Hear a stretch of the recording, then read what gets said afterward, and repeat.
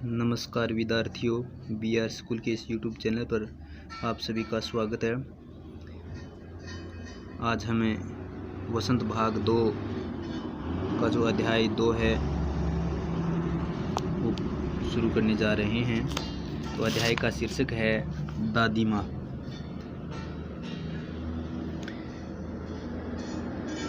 तो आइए, दादी माँ जो शीर्षक है ये एक कहानी है। अपन शुरू करते हैं इस कहानी को। कमज़ोरी ही है अपनी, यानी अपनी खुद की एक कमज़ोरी है, पर सच तो यह है कि ज़रा सी कठिनाई पड़ते बीसों गर्मी, बरसात और वसंत देखने के बाद भी मेरा मन सदा नहीं तो प्राय अनमना सा हो जाता है। मेरे शुभचिंतक मित्र मुँह पर मुझे प्रसन्न करने के लिए आने वाली छुट्टियों की सूचना देते हैं। यानी लेखक ये कहानी लिख रहा है तो अपने बारे में बता रहा है, अपनी बचपन की कुछ यादें यहाँ पर दी गई हैं। पीठ पीछे मुझे कमज़ोर और ज़रा सी प्रतिकूलता से घबराने वाला कहकर मेरा मजाक उड़ाते हैं। मैं सोचता हूँ, अच्छा अब कभी उन बातों को न सोचूंगा। ठीक है, जाने दो, सोचने से होता ही क्या है। पर बरबस मेरी आंखों के सामने सर्द की शीत किरणों के समान स्वच्छ शीतल किसी की धुंधली छाया नाच उठती है। मुझे लगता है जैसे कुआर के दिन आ गए हैं और मेरे गांव के चारों ओर पानी ही पानी हिलोरें ले रहा है। कुआर यानी सावन के महीने में, यानी बरसात के जो दिन है वो शरद ऋतु को कहा गया है। दूर के सिवान से बहकर आए हुए मोथा और साई की अधगली घासें, घेऊर और बन प्याज की जड़ें और नाना प्रकार की बरसाती घासों के बीज सूरज की गर्मी में खोलते हुए पानी में सड़कर एक विचित्र गंध छोड़ रहे हैं। यानी ऐसा लेखक के सामने ऐसा दृश्य आ रहा है, यानी उसके गांव का दृश्य कि किस प्रकार से और पानी के साथ बह करके और वस्तुएं आ गई हैं। सूरज की गर्मी में खोलते हुए पानी में सड़कर एक विचित्र गंध छोड़ रहे हैं। रास्ते में कीचड़ सूख गया है और गांव के लड़के किनारे पर झाग भरे जलाशयों में धमाके से कूद रहे हैं। यानी गांव के किनारे पर एक जलाशय बना हुआ है और उस जलाशय में गांव के लड़के हैं वो कूद रहे हैं, यानी पानी में खेल रहे हैं। अपने अपने मौसम की अपनी अपनी बातें होती हैं। आषाढ़ में आम और जामुन न मिले, चिंता नहीं। अगहन में चिवड़ा और गुड़ न मिले, दुख नहीं। चैत के दिनों में लाई के साथ गुड़ की पट्टी न मिले, अफसोस नहीं। पर कुआर के दिन में इस गंधपूर्ण झाग भरे जल में कूदना न हो तो बड़ा बुरा मालूम होता है। मैं भीतर हुड़क रहा था, मतलब मन में बहुत से विचार उठ रहे थे। 2-1 दिन ही तो कूद सका, नहा धोकर बीमार हो गया। यहाँ लेखक भी उस तालाब में तैरने के लिए गया था तो वहाँ वो 2-3 दिनों में ही बीमार हो जाता है। हल्की बीमारी न जाने क्यों मुझे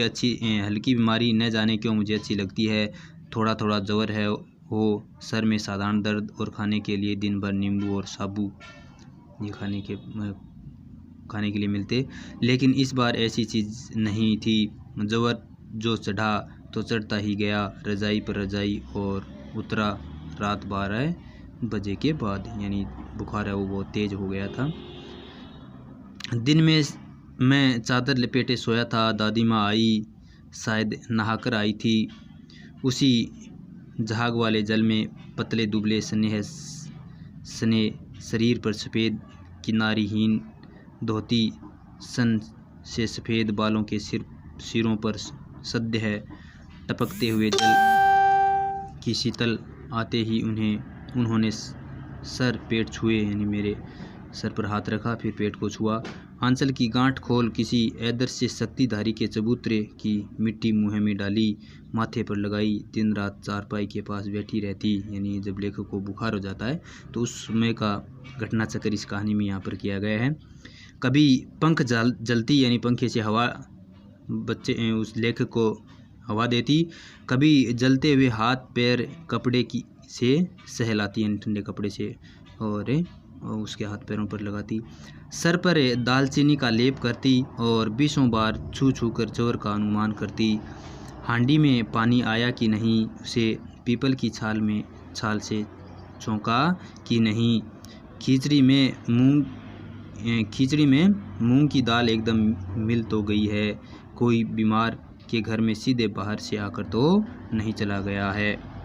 आदि लाखों प्रश्न पूछ कर घर वालों को परेशान करती, यानी उसकी दादी माँ वो बार बार उनसे पूछती रहती कि कौन आया, सीधा ही यहाँ पर कोई बीमार के पास सीधा ही नहीं चला आ जाए। आदि लाखों प्रश्न घर वालों से पूछती। दादी माँ को गवई गांव की 2500 किस्म की दवाओं के नाम याद थे। गांव में कोई बीमार होता उसके पास पहुंचती और वहाँ भी वही काम, हाथ छूना, माथा छूना, पेट छूना, यानी उसे हाथ लगा करके देखती कितनी बुखार है। फिर भूत से लेकर मलेरिया, सरमास, निमोनिया तक का अनुमान विश्वास के साथ सुनाती। महामारी और विषुचिका के दिनों में रोज़ सवेरे उठकर स्नान के बाद लवंग और गुड़ मिश्रित जलधार, गूगल और धूप सफाई कोई उनसे सीख ले, यानी वो उनके बारे में बताती कि यदि बुखार हो जाता है तो इस प्रकार से गुनगुने पानी से नहाना है, और ये गूगल धार आदि गूगल वगैरह ये काम में लेना, धूप में बैठना आदि की बातें वो करती थी। दवा में देर होती, मिश्री या शहद ख़त्म हो जाता, चादर या गिलाफ नहीं बदले जाते, यानी रोज़ाना उसकी चादर भी बदली जाती, तो वे जैसे पागल हो जाती। यानी सफाई का बहुत ज़्यादा ध्यान रखती थी उसकी दादी माँ, लेखक की दादी माँ। बुखार तो मुझे अब भी आता है, नौकर पानी दे जाता है, मैस महाराज अपने मन से पकाकर खिचड़ी या साबूदाना जो सामक से थोड़ा बड़ा होता है ना, साबूदाना खाने का काम आता है। डॉक्टर साहब आकर नाड़ी देख जाते हैं और कुनेन मिक्सर की शीशी की तिताई के डर से बुखार भाग भी जाता है। मतलब बहुत तीखी होती है वो, तेज कड़वापन उसमें ज़्यादा होता है। पर न जाने क्यों ऐसे बुखार को बुलाने का जी नहीं होता। तो आज के इस वीडियो में इतना ही, बाकी कल वाले वीडियो में। धन्यवाद।